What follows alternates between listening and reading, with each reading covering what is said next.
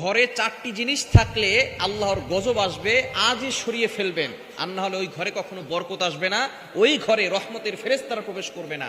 আর ঘরে যদি রহমতের ফেরেশতা প্রবেশ না করে, আপনার ঘরে কোনো বরকত থাকবে না, রিজিকের ভিতরে অভাব দেখা দিবে, সংসারে কোনো শান্তি আসবে না, সংসারে কোনো সুখ থাকবে না। এজন্য অবশ্যই আমরা ঘরের ভিতরে চারটি জিনিস যদি থাকে তাহলে আজকেই এই চারটি জিনিস সরিয়ে ফেলবো, আর না হলে কিন্তু ঘরের ভিতরে আল্লাহ পাক রব্বুল আলামিনের পক্ষ থেকে রহমত না এসে গজব চলে আসবে।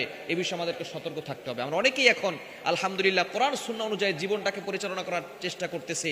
আমরা ঘরের ভিতরে এখন কোরআন ঢুকিয়ে আমরা নিজেদেরকে পরিবর্তন করে সুন্দর করে জীবনযাপন করে জান্নাতের পথের দিকে আমরা হাঁটতেছি, কিন্তু অনেকেই জানে না যে কি কি জিনিস রাখলে ঘরের ভিতরে ক্ষতি হতে পারে, এটা অনেকেই জানে না। এজন্য আমরা এই চারটি জিনিস যদি ঘরে থাকে তাহলে তাড়াতাড়ি বের করে ফেলবো। নবীজি সাল্লাল্লাহু আলাইহি সাল্লাম জানিয়ে দিয়েছেন, এক নাম্বার হচ্ছে লা তাদখুলুল মালাইকাতু বাইতান ফিহি কালবুন ওয়ালা সূরা। এক নাম্বার, যেই ঘরের ভিতরে কুকুর থাকে ওই ঘরে রহমতের ফেরেশতারা প্রবেশ করে না। নবীজি সাল্লাল্লাহু আলাইহি ওয়াসাল্লামের কাছে জিবরাইল আলাইহিস সালাম প্রায় সময় ওহী নিয়ে আসতেন। জিবরাইল আলাইহিস সালাম যত নবী দুনিয়াতে এসেছেন সবচেয়ে বেশি এসেছেন আমাদের নবীর কাছে। 23 বছরে নবীজি সাল্লাল্লাহু আলাইহি সাল্লামের কাছে জিবরাইল আলাইহিস সালাম এসেছেন 24,000 বার, কিছু কিছু রিওয়ায়াত দ্বারা জানা যায় আরো বেশি। সুতরাং নবীজি সাল্লাল্লাহু আলাইহি সাল্লাম একবার তিনি দেখলেন জিবরাইল আলাইহিস সালাম আসে না, তার আসার কথা ছিল কিন্তু তিনি আসে না। 2 দিন চলে যায়, জিবরাইল আলাইহিস সালাম আসে না। 3 দিন হয়ে গেছে, জিবরাইল আলাইহিস সালাম আসে না। হঠাৎ করে নবীজি সাল্লাল্লাহু আলাইহি সাল্লাম দেখলেন তার ঘরের ভিতরে একটা কুকুরের ছানা, একটা কুকুরের বাচ্চা সেখানে আছে। নবীজি সাল্লাল্লাহু আলাইহি সাল্লাম বুঝতে পেরেছেন এই কুকুরের বাচ্চা থাকার কারণে এখানে জিবরাইল আলাইহিস সালাম আসতেছেন না। আমরা অনেকেই ঘরের ভিতরে কুকুর পালি। কুকুর আপনি আপনার বেডরুম পর্যন্ত নিয়ে যান, এরকম কিছু বড় লোক মানুষ আছে একেবারে বেডরুম পর্যন্ত কুকুর নিয়ে যায়। মনে রাখবেন, আপনি কিন্তু ঘরের ভিতরে নামাজ পড়েন। কুকুর আর বিড়াল কিন্তু সমান নয়।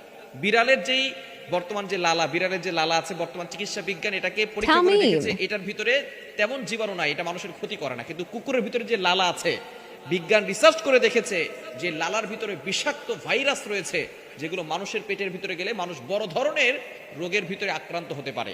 এজন্য 1500 বছর আগে নবীজি সাল্লাল্লাহু আলাইহি সাল্লাম এই কুকুরকে নিষেধ করেছেন, কুকুর পালতে নিষেধ করেছেন। হ্যাঁ, যদি ঘরের ভিতরে কোনো সমস্যা থাকে, চোর ডাকাতের সমস্যা থাকে, তাহলে আপনি কুকুরটাকে পালবেন, তবে অবশ্যই তার জন্য আলাদা রুম রাখবেন, দূরে রাখবেন। যেখানে নামাজ পড়েন, যেখানে আপনি ঘুমিয়ে থাকেন, সেখানে আপনি কুকুর রাখবেন না, তাহলে রহমতের ফেরেশতারা আপনার ঘরে প্রবেশ করবেন। দ্বিতীয় নাম্বার হচ্ছে ওয়ালা সূরা, কোনো প্রাণীর ছবি ঘরে টানিয়ে রাখবেন না। আপনার বাবার ছবি, মায়ের ছবি, নিজের স্বামী স্ত্রীর ছবি, সন্তানদের ছবি অথবা কোনো প্রাণীর ছবি, এগুলো আপনি ঘরের ভিতরে টানিয়ে রাখবেন না, তাহলে রহমতের ফেরেশতারা প্রবেশ করবে না। আজকেই খুলে ফেলবেন। এটা দেখার পরে যদি খুলে ফেলতে পারেন, ইনশাআল্লাহ আল্লাহ তাআলা ঘরের ভিতরে রহমতের ফেরেশতারা প্রবেশ করবে, আল্লাহ তাআলা বরকত দিবেন। 3 নাম্বার হচ্ছে কোনো বাদ্যযন্ত্র ঘরের ভিতরে রাখবেন না, যেটা সম্পূর্ণরূপে হারাম। আল্লাহ পাক